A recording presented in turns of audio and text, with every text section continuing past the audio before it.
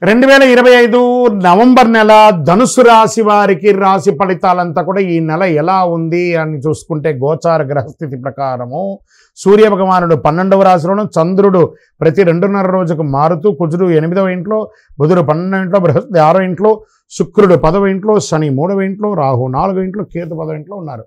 దీని ప్రకారం గోచార గ్రహస్థితిని అన్నింటినీ దృష్టిలో పెట్టుకొని ధనుసు రాశి వారికి ఆత్మవిశ్వాసం, ధైర్యం, జ్ఞానాభివృద్ధి అన్నీ కూడా వచ్చే అవకాశం ఉన్నాయి. కొత్త శక్తి, నూతన ఆరంభ ప్రభావం ఉంటుంది.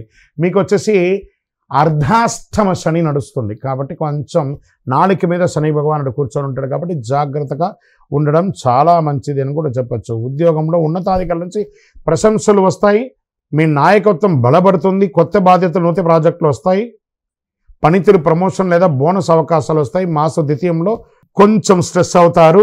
కొంచెం మాట పట్టింపులు వచ్చే అవకాశాన్ని నోరు అదుపులో ఉంచుకుంటే చాలు. వ్యాపార పరంగా గురు భగవానుడు మంచి అవకాశాలను ఇస్తున్నాడు. కొత్త కాంట్రాక్టులు, మిత్ర సహకారం లభిస్తుంది. మీ కృషికి ప్రతిఫలం ఖాయం. వ్యాపార విస్తరణ అనుకూలంగా ఉంటుందని కూడా చెప్పచ్చు. ఉద్యోగం చేసే వాళ్ళకి మంచి ఫలితాలను పొందొచ్చు.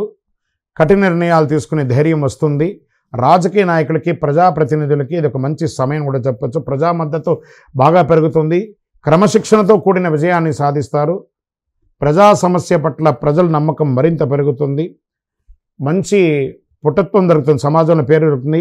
విదేశీయ పోటీలు, ప్రాజెక్టులు, వీసా అవకాశాలు బాగా కనబడుతున్నాయి. విదేశీయ లాభాలు, కొత్త కాంట్రాక్టులు వచ్చే అవకాశాలు ఉన్నాయి. ఐటీ రంగంలో ఉన్న వారికి కాస్త లీడర్షిప్ రోల్, కొత్త టెక్ ప్రాజెక్టులు ఇవన్నీ కొంచెము స్ట్రెస్ని ఎక్కువ తీసుకొచ్చి పెడుతుంది. మాస ద్వితీయంలో కాస్త జాగ్రత్తగా ఉంటే చాలా మంచిదని కూడా చెప్పబడుతుంది. విద్యార్థులు కాస్త శ్రమ అధికంగా ఉంటుందని కూడా చెప్పడం జరుగుతుంది. కొంచెం కష్టపడి చదవవలసినటువంటి సమయం. క్రీడాకారులకు క్రమశిక్షణతో విజయం సాధించే అవకాశాలు బాగా కనబడుతున్నాయి. విదేశీ విద్యా అవకాశాల కోసం ఎదురు చూస్తున్న వాళ్ళకి గట్టికి ఇంకొక 1-2 మంత్స్లో మీకు మంచి అవకాశాలు రాబోతున్నాయని కూడా చెప్పచ్చు. స్త్రీలకు కొత్త వస్త్రాలు, ఆభరణాలు, వాహన యోగం కూడా అవకాశాలు కనబడుతున్నాయి. మానసిక కాస్త ప్రశాంతత తగ్గుతూ ఉంటుంది. కాస్త జాగ్రత్త పడనని కూడా చెప్పచ్చు. రైతులకి అద్భుతంగా ఉంటుందని కూడా చెప్పచ్చు. పరిశ్రమల రంగంలో ఉన్న వారికి కొత్త ఆర్డర్లు, ప్రభుత్వ సబ్సిడీలు వచ్చే అవకాశాలు రైతులకి బాగా ఉందని కూడా చెప్పచ్చు. మార్కెట్ మిశ్రమంగా ఉంది. రియల్ ఎస్టేట్ కూడా మిశ్రమంగానే ఉందని చెప్పచ్చు. పెట్టుబడులు పెట్టేటప్పుడు చాలా జాగ్రత్తగా ఉండాలని కూడా చెప్పడం జరుగుతుంది. ఆరోగ్యం కాస్త మిశ్రమం. ఈ నెల కొంచెము మిశ్రమంగానే అన్నీ కనబడుతున్నాయి కాబట్టి జాగ్రత్తగా ఉండడం మంచిది. ఒక మంచి డాక్టర్ని సంప్రదించండి. యోగా లాంటిది చేయండి. కాస్త మానసిక స్ట్రెస్ని కాస్త తగ్గించుకోవడానికి ప్రయత్నం చేయండి. గోధుమ రంగు మరియు పసుపు రంగు ఈ నెలంతా కూడా మీకు చాలా కలిసి వస్తుంది.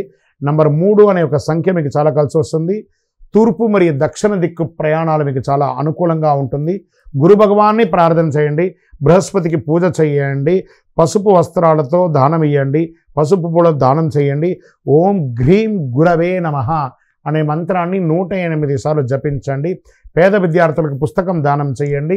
మీ వయస్సు ఎంత ఉందో అన్ని దీపాలను మీ ఇష్టదైవం, కులదైవం లేదా శివాలయంలో వెళ్ళి నువ్వుల నూనెతో దీపం వెలిగించండి. ఇంకను మీ యొక్క వ్యక్తిగత జాతకం తెలుసుకోవడానికి కోసం మీ పేరు, మీ date of birth, time of birth, place of birth 9000077149 అనే మా నెంబర్కి వాట్సాప్ చేయండి. విజయోస్తు. ఇంకను ద్వాదశ రాశి ఫలితాలన్నీ కూడా చూస్తున్నటువంటి ప్రేక్షక మిత్రులందరికీ కూడా మా టీవీ ఛానల్లో వస్తున్నటువంటి కార్యక్రమాలన్నీ మీకు నచ్చుంటాయి అనుకుంటున్నాను. ఒకసారి లైక్ చేయండి, సబ్స్క్రైబ్ చేయండి, మీ మిత్రులకు అందరికీ కూడా షేర్ చేయండి.